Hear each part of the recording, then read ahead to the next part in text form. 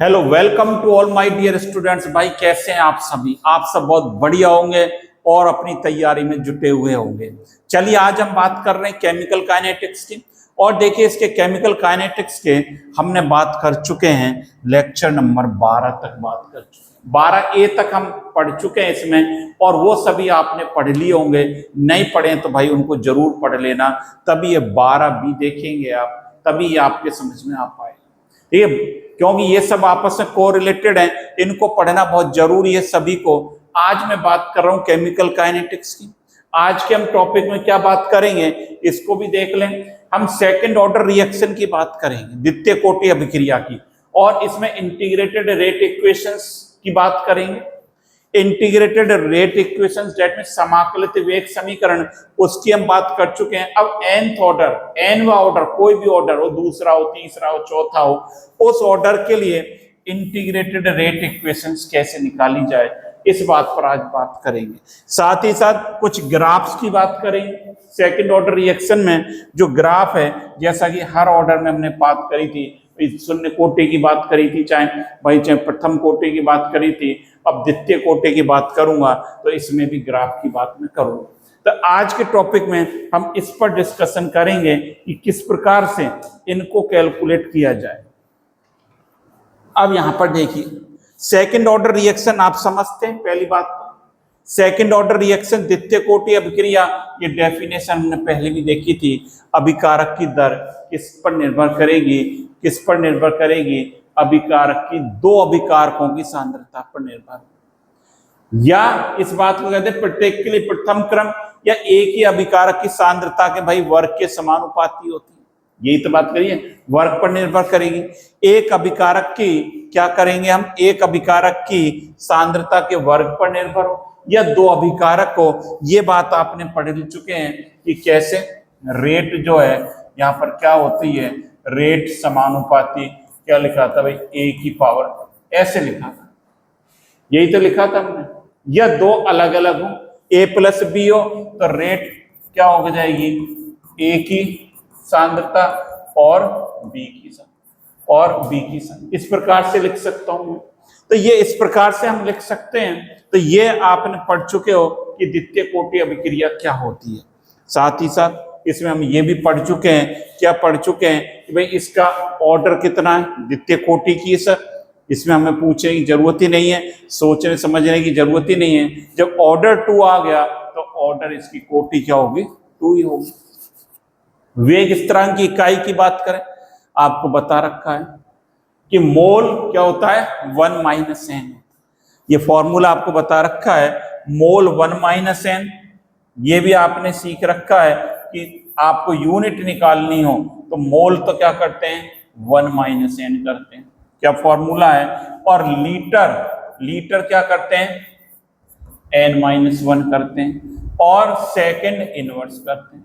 यही तो करा जाता है भाई, ऐसा लिखते हैं। अब मोल है, या 2 लिखूंगा तो मोल इनवर्स हो गया, -1 आ गया। लीटर 2 - 1 1 आ गया, और सेकंड में क्या आ गया? इनवर्स आ गया, -1 आ गया। इस प्रकार लिख सकते हैं। तो ये भी हम लिख सकते हैं, ये आपने पढ़ रखा है, मैं उसी को कोरिलेट कर रहा हूं जो आपने भाई पहले क्लास में पढ़ा है। तो ये हमने पढ़ चुके, ये आपने पढ़ लिया होगा। और देखिए इनको पढ़ना बहुत जरूरी है, प्रीवियस लेक्चर को, क्लास को देखना बहुत जरूरी है। तो ये बात आपने पढ़ ली है। अब आप यहाँ पर देखिए, आज बात करेंगे इंटीग्रेटेड रेट इक्वेशन, और nth ऑर्डर की बात करेंगे कि कोई दूसरा है, तीसरा है, चौथा है, उसके लिए सर कैसे निकाल, उसके लिए ऑर्डर की कैसे बात करें। तो यहां पर देखिए कैसे करेंगे। मान लीजिए कोई ए है, ए किस में कन्वर्ट हो रहा है? प्रोडक्ट में। ए कन्वर्ट हो रहा है प्रोडक्ट में, और इसको क्या कहते हैं? उत्पाद। लिख दूं आपके लिए, ये उत्पाद। ये वेग स्थिरांक क्या है यहाँ पर? के हमने देख रखा है। अब यहाँ पर देखिए इसकी प्रारंभिक सांद्रता, ऐसे ही तो लिखते थे, t = 0 पर प्रारंभिक सांद्रता कितनी लिखी जाती थी? बता दो आप मुझे कि इसकी प्रारंभिक सांद्रता में कितनी लिखता था? ए लिखते थे। इसकी प्रारंभिक सांद्रता कितनी मान लें? ए, और उत्पाद की कितनी होगी? सर 0। उत्पाद की तो भैया जीरो ही होगी इसकी सांद्रता। इसको बात को समझने की कोशिश करें, हर बार यही कर रहे हैं। अब क्या करो, t बराबर t समय पर इसका x ब्रेक हो गया a माइनस एक्स, और ये कितना बना है x। दूसरी बात ये लिखते आए हैं कि ये जो है ये किसके बराबर है, a नॉट के, और इसको हमने क्या मान रखा है, at मान रखा है। ये भी हमने पढ़ चुके हैं, कोई नई बात नहीं है। हमने प्रारंभिक सांद्रता a नॉट क्या है, a नॉट क्या है, इनिशियल कंसंट्रेशन, जिसको कहेंगे प्रारंभिक सांद्रता। ये तो प्रारंभिक सांद्रता है a नॉट तो। और at क्या है, at बताओ, at भाई क्या है, फाइनल कंसंट्रेशन, और इसको क्या कहते हैं, अंतिम, इसको अंतिम सांद्रता, फाइनल कंसंट्रेशन, और ये अंतिम सांद्रता बोलेंगे। ऐसा आपको पता है, कोई नई बात आपके लिए नहीं है, तो इसे भी साथ ही साथ भाई नोट कर लो। ये हमने पहले भी पढ़ चुके हैं, और nth ऑर्डर की बात करेंगे बच्चे तो भी इसको हमें समझना पड़ेगा। ये चीज आपको समझ में आ जानी चाहिए। प्रारंभिक सांद्रता a मान ली भाई, और अंतिम सांद्रता a माइनस एक्स मान ली, at a माइनस एक्स हो गई, ये a नॉट हो गई। अब इसको देखिए आगे क्या करना है, इसको समझने की कोशिश करें। मैं इसके लिए रेट मुझे लिखनी हो तो क्या लिख सकता हूं, R बराबर, बताओ रेट है यदि मुझे लिखनी हो तो मैं क्या लिख सकता हूं, ये लिख सकता हूं क्या, R बराबर माइनस dA अपॉन dt। ऐसा लिख सकते हो, बिल्कुल लिख सकते हो। एक ही सांद्रता समय के साथ सर घट रही है, और ये ऐसा हम इसमें लिख सकते हैं, कोई बड़ी बात नहीं है, ये आता है आपको, ये चीज आती है आपको पहली समीकरण। दूसरी, और रेट बराबर R बराबर, और क्या लिख सकते हैं, R किसके समानुपाती है, R समानुपाती है, ये भी हम यदि nth ऑर्डर की बात कर रहे हैं तो मैं R समानुपाती a की पावर n लिख दिया, ऐसे लिख दिया। पहले हम फर्स्ट ऑर्डर में एक लिखते थे, यहाँ पर द्वितीय कोटि की बात करते थे, सेकंड ऑर्डर की तो दो लिखते थे। अब nth ऑर्डर की बात कर रहे हैं तो यहाँ पर क्या लिख दिया, n लिख दिया हमने। अब यहाँ पर देखिए समानुपाती के चिन्ह को हटा लें तो k a की पावर n, ऐसे लिख सकता हूं। R बराबर क्या लिख सकता हूं, k a की पावर n, और ये समीकरण नंबर आपकी क्या मान लू मैं, 2 लिख देता हूं। इसको क्या लिख देता हूं, इक्वेशन नंबर 2 लिख दिया, इसको 2 लिख, ये फर्स्ट है ये सेकंड है, दोनों के इक्वेट कर देता हूं, बराबर कर देता हूं। क्या लिख सकता हूं, ये लिख सकते हैं फ्रॉम इक्वेशन 1 एंड 2। इक्वेशन 1 और 2 से क्या लिख सकता हूं, माइनस dA अपॉन dt, ये हो गई, इज इक्वल टू क्या है, k a की पावर, ये हो गई। और इसको मैं क्या लिख सकता हूं, यहां देखो, माइनस dA अपॉन, इसको यहां ले आता हूं, a की पावर n बराबर k dt। ये तो कहलाती है डिफरेंशिएट रेट इक्वेशन। ये क्या है, डिफरेंशिएट रेट इक्वेशन है, और इस पर इक्वेशन नंबर अगला डालो।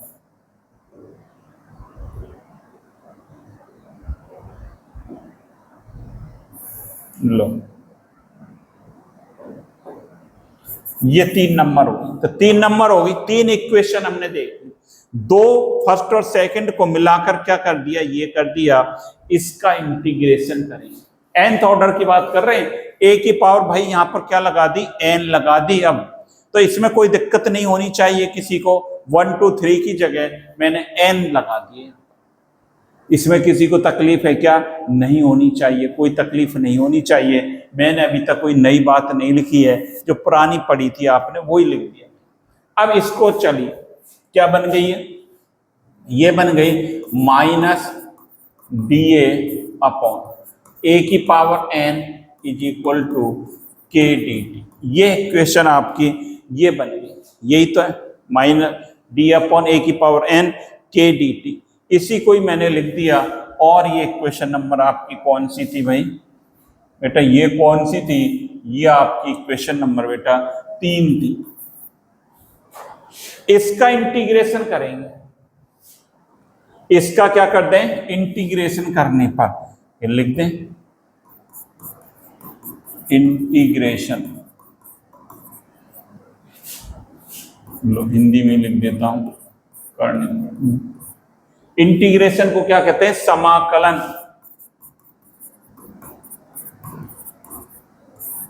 इसका समाकलन कर दे, कैसे करोगे, करो, देखिए ये समाकलन, माइनस को बाहर निकाल दिया, डी ए अपॉन ए की पावर एन, ए नॉट से ए टी, लिमिट लगा दी, बराबर के बाहर निकाल लिया, और डी टी, टी बराबर है 0 से टी बराबर, ये लिमिट लगा दी, ये हमने क्या लगा दी, लिमिट लगा दी इसकी। इसको क्या ऐसे लिख सकता हूं क्या, minus A not A T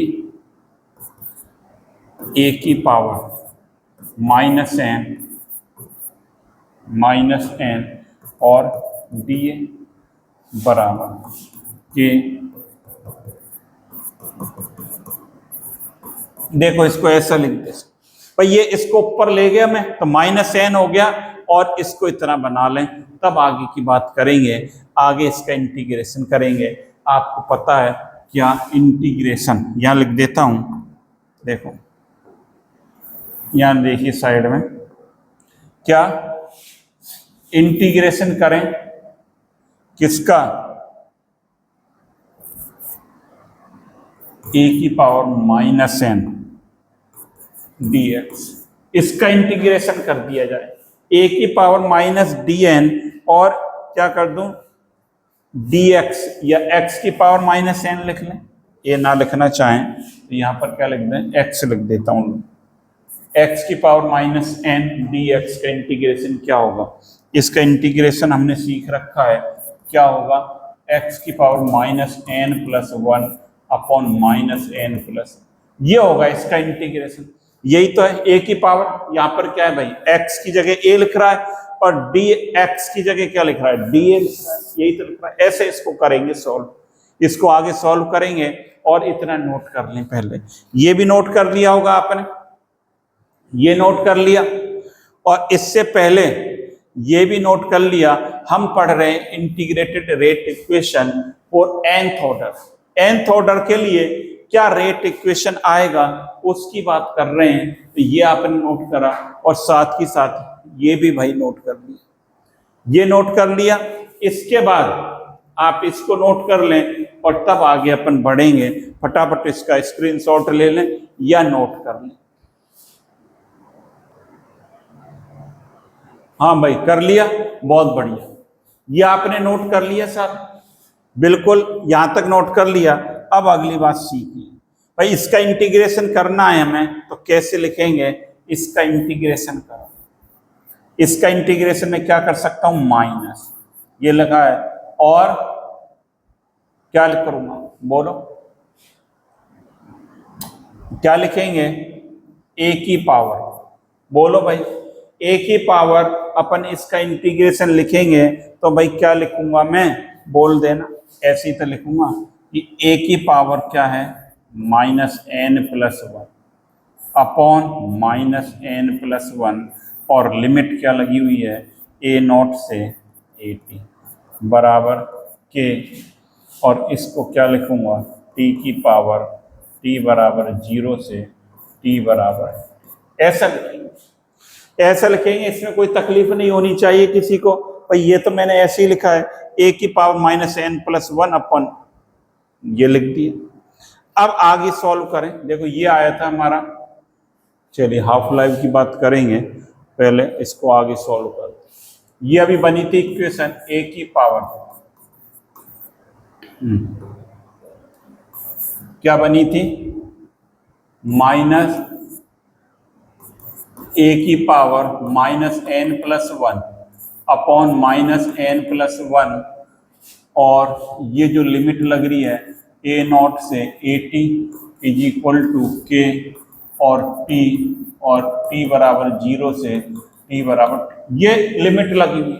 इसको सॉल्व करें, ये देखो माइनस से मल्टीप्लाई करूंगा तो ये प्लस हो गया और ये माइनस मैं कर सकता हूं 1n माइनस, ये मैंने बाहर निकाल दिया और ये माइनस हो गया, ये प्लस हो गया, तो इसको क्या लिख सकता हूं 1 अपॉन ए की power n minus 1 A not A T बराबर, इसको क्या लिख सकता हूं के डॉट टी, टी माइनस 0 होगा ना भाई, और बता देता हूं आपको के टी माइनस 0, तो इसको हम क्या लिख सकते हैं के टी लिख सकते हैं, ऐसे लिख सकते हैं इसको।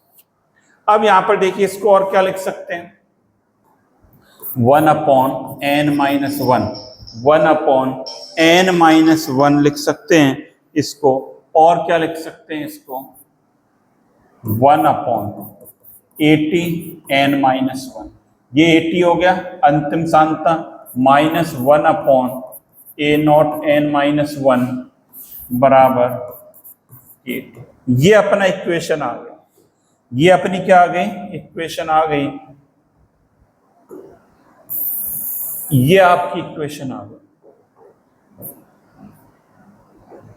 कि के टी बराबर क्या आ गया 1 upon n minus 1, a t की पावर एन माइनस 1 और ए नॉट की पावर एन माइनस 1।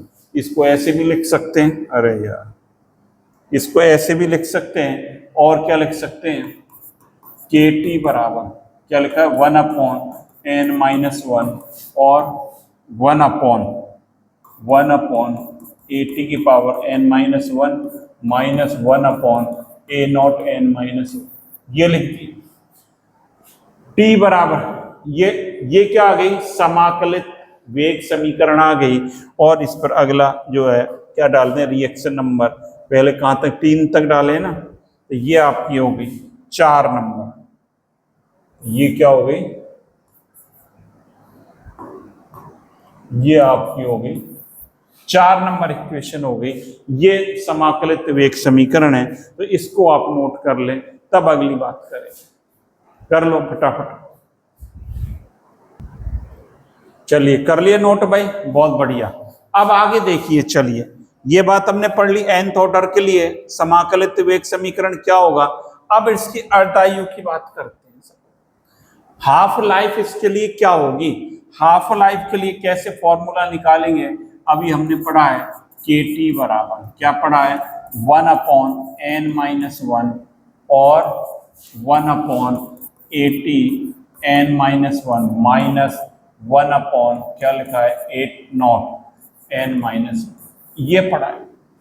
अब जो टी हाफ पर आपको पता है भाई, टी हाफ पर टी से क्या कर दें, टी से मैं टी हाफ कर देता हूं, तो आपका जो ए टी है वो किसके बराबर हो जाएगा ए नॉट बाई 2। ए टी किसके बराबर हो जाएगा अपना ए नॉट बाई 2 के हो जाता है। आपको पता है प्रारंभिक सांद्रता कितनी हो जाती है, आधी हो जाती है सर। अब यहां पर देखिए, यहां पर देखें, इसको मैं कैसे लिख सकता हूं T is equal to 1 upon n minus 1, ये के लिख दिया, ये टी हाफ कर दिया, ये क्या कर दिया टी हाफ।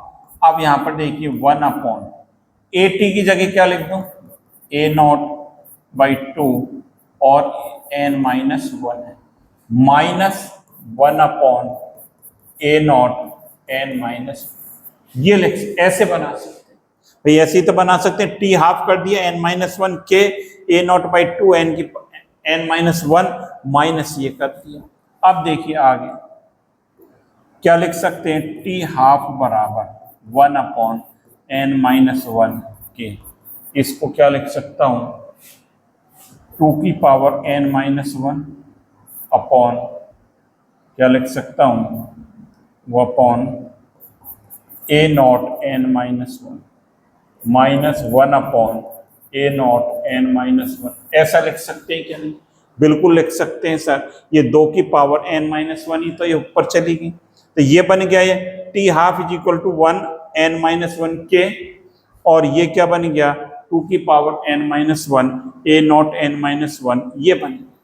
अब देखिए इसको और क्या लिख सकते हैं, ये बनी, ये आ गई अपनी T half is equal to 1/n-1 के, और ये आ गया 2 की power n-1 upon a naught की power n-1 minus 1/a0 n-1, ये इक्वेशन बनी। अब क्या लिख सकते हैं हम, t half is equal to 1/n-1 k. Common क्या आ जाएगा, कॉमन आ जाएगा सर बेटा, कॉमन क्या आ जाएगा a0 n-1, और इसको क्या लिख सकते हैं 2 की पावर n-1 माइनस 1। ये अगली इक्वेशन आ गई, इक्वेशन नंबर, इस पर क्या डाल दूं, 4 डाल।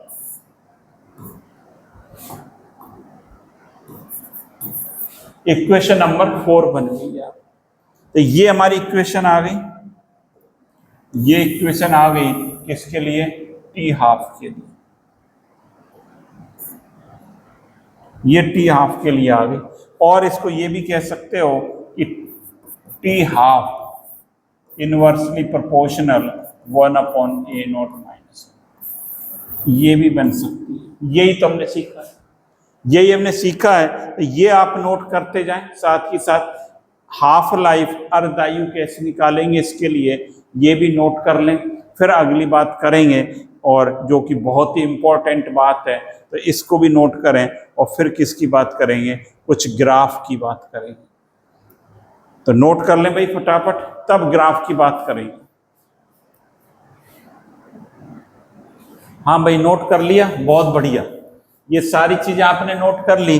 अब चलिए अगली बात पर चलते हैं। अगला जो इम्पोर्टेंट टॉपिक है, अब इसके ग्राफ की बात करेंगे। कुछ जो सेकंड ऑर्डर के ग्राफ हैं इसकी बात करेंगे, काफी इंपॉर्टेंट।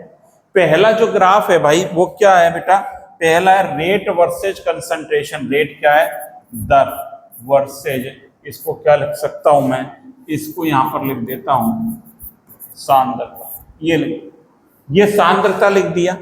रेट वर्सेज कंसंट्रेशन में ग्राफ खींचें तो रेट क्या होती है, रेट आपको पता है, यहां लिखते हैं कि रेट क्या होती है, के और ए की पावर स्क्वायर, ए के स्क्वायर के बराबर होती है। यही तो रहती है द्वितीय कोटि जो अभिक्रिया की हम बात करते हैं। द्वितीय कोटि अभिक्रिया में दर किसके होती है, ए स्क्वायर के समानुपाती है। मतलब रेट जो है आपकी क्या है, इसके, इसको ये भी लिख सकता हूं मैं, y is equal to x square हो, यही तो हो गया। अब ग्राफ इसमें प्लॉट करेंगे, देखिए ग्राफ कैसे प्लॉट होगा।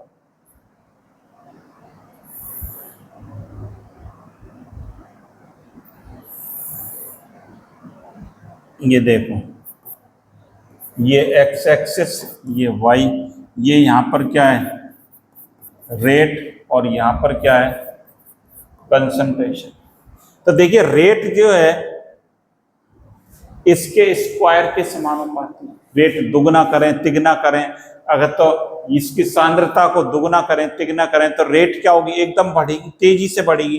तो इसका जो ग्राफ आता है इस तरह से पैराबोलिक आता है। कैसे आता है, इस तरह से पैराबोलिक आता है कि सांद्रता बढ़ाएंगे तो दर भाई क्या होती जाती है, बहुत बढ़ती जाती है।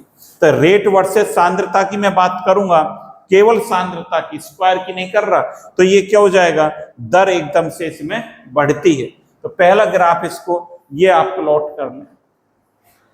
कैसा ग्राफ कहलाता है ये, पैराबोलिक, इसको कहते हैं पैराबोलिक, पैराबोलिक ग्राफ बनता है। पहली तो आप ये नोट कर लिए। अब बात कर रहे हैं दूसरा, जो दूसरे ग्राफ की रेट वर्सेस कंसंट्रेशन का स्क्वायर, जिसकी बात कर रहे हैं, रेट इज इक्वल टू क्या है, कंसंट्रेशन का स्क्वायर। इसको ग्राफ को प्लॉट करें तो ये क्या हो गया, y is equal to mx type का हो गया, y is equal to mx। अब देखिए इसको मैं प्लॉट करता हूं तो ये ग्राफ कैसा आएगा, ये कर दिया, ये आपके y एक्सिस, ये x एक्सिस, ये क्या है रेट, और ये क्या है कंसंट्रेशन का स्क्वायर। तो देखिए y is equal to m x है, तो कैसा आएगा, ओरिजिन से जाएगा ये ग्राफ और स्ट्रेट लाइन आएगा। क्या आएगा, एक स्ट्रेट लाइन इस प्रकार से ग्राफ बनेगा। y is equal to m x है और स्लोप इसका जो हो गया वो क्या होगा, ये होगा, ये क्या हो गया,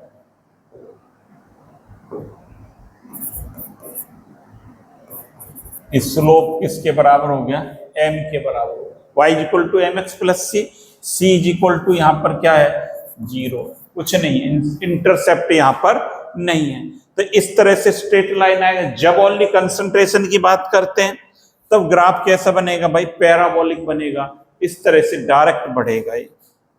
अब देखिए ये बना लिया आपने, रेट वर्सेज कंसंट्रेशन का स्क्वायर। अब अगले ग्राफ की तरफ चलते हैं, काफी इंपॉर्टेंट है, और ये जो ग्राफ है आपका 1/80 वर्सेज टाइम क्या है, इसकी बात कर। अब देखिए इसका ग्राफ कैसे बनेगा, ये हमने पढ़ रखा है 1 क्या, अभी समीकरण पढ़ी थी, समाकलित 1/80 माइनस 1/A0 बराबर 80, ये होता है। डेट मीन्स मैं ऐसे लिख सकता हूँ 1/80 बराबर KT प्लस 1/A0, ऐसा लिख सकते हैं। ये 1/80 वर्सेस T, ये ग्राफ हमें प्लॉट करना है AT और T में।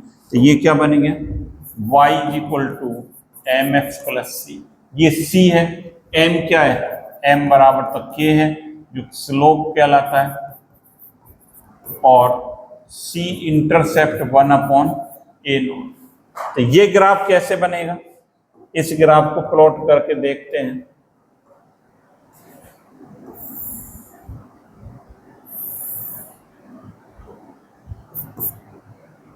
यहां पर देखिए y is equal to m x c type का है ये ग्राफ।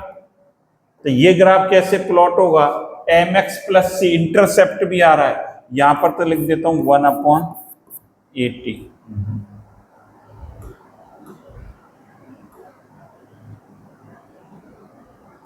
1/80, और यहां पर क्या है, टाइम एक्स एक्सिस, ये एक्स एक्सिस, ये y, और यहां पर क्या है, टाइम t।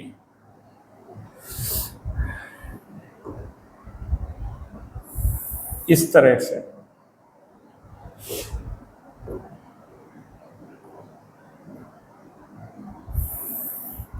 स्ट्रेट लाइन आएगा यहां पर ग्राफ, और ये किसको बताएगा, ये इंटरसेप्ट C को, और ये आपके क्या हो गया, M, ये M, इसकी जरूरत नहीं, ये यहां से M बराबर, इस प्रकार से ग्राफ बनेगा, इसको भी नोट कर लें। बात आ रही है 1/80 और T के बीच ग्राफ प्लॉट करना है भाई, और 1/80 y is equal, y axis पर 1/80, x पर क्या है, T है, तो ये K स्लोप है, और इंटरसेप्ट क्या है, ये है। नोट कर लो भाई फटाफट, सारी चीजें नोट करनी है अपने को भाई। कर लिया भाई नोट, चलिए कर लिया, तब अगले ग्राफ की तरफ चलें। ये देख लिए हमने, 3 ग्राफ देख लिए, अब चौथा ग्राफ देखते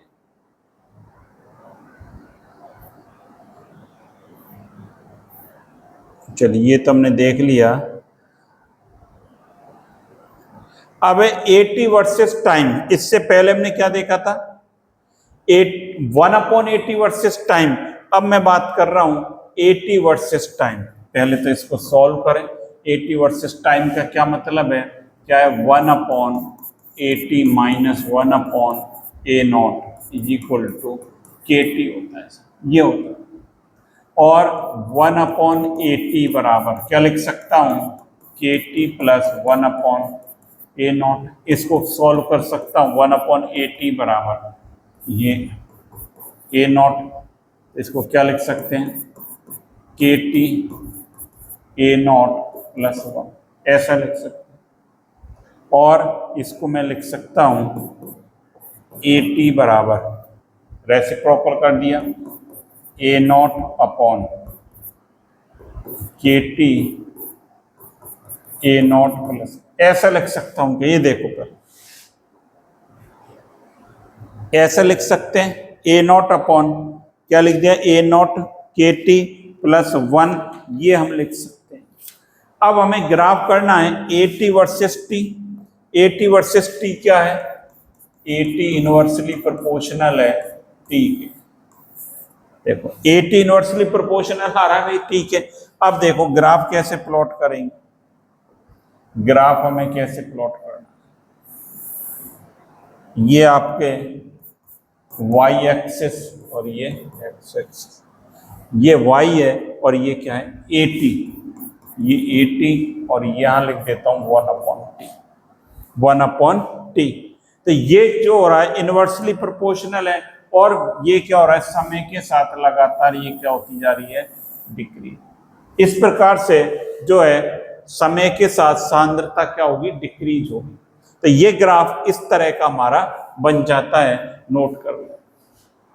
ये ग्राफ इस तरह का आ जाएगा।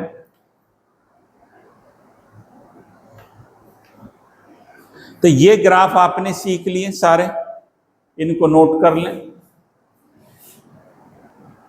हाँ भाई नोट कर लिए बेटा, चलिए ये भी हमने नोट कर लिया। एक ग्राफ और हम सीखेंगे T half versus A not. क्या है, T half versus A not. पहले तो टी हाफ का भाई फॉर्मूला बता दो मुझे।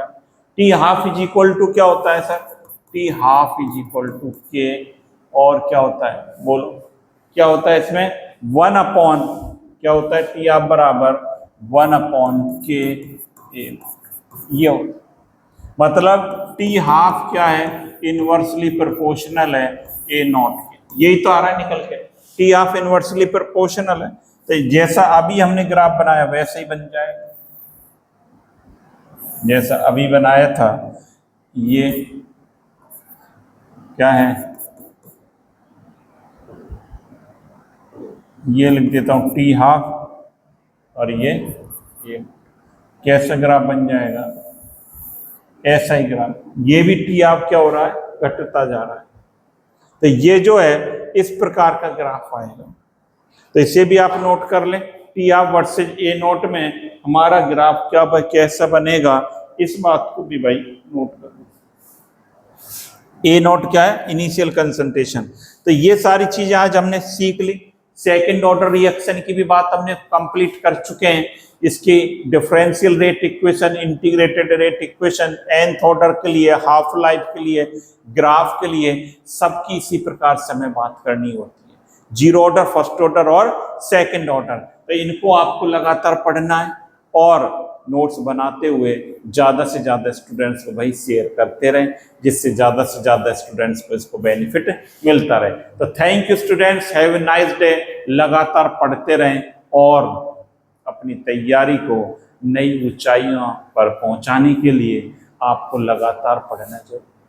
आप लगातार पढ़ेंगे, नोट्स बनाएंगे, जब भी आपको सक्सेस मिलेगी। और ये सारे लेक्चर आपस में क्या है भाई, इंटरलिंक्ड हैं, कोरिलेटेड हैं। इसलिए अगली क्लास में हम नए टॉपिक के साथ आपके साथ बात करेंगे।